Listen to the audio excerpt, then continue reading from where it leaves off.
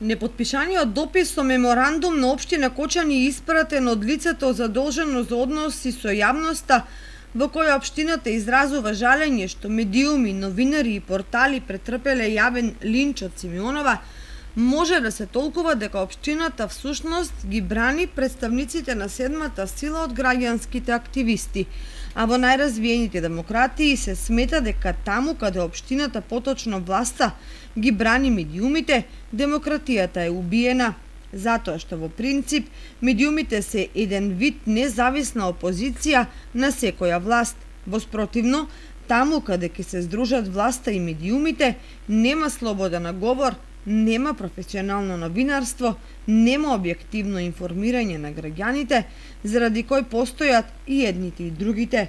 Кочанскиот случај со информирањето одамна е за истражување на меѓународните институции во државата во областа на медиумите и новинарството, и тоа од повеќе аспекти. Прво, кој кого брани? Дали службеничката во општината, задолжена за односи со јавноста, го брани меѓу другите и медиумот, во кој формалниот сопственик и главен и одговорен уредник е нејзиниот сопруг, додека вистинскиот сопственик, заменик градоначалник и советник седи во советничките клупи.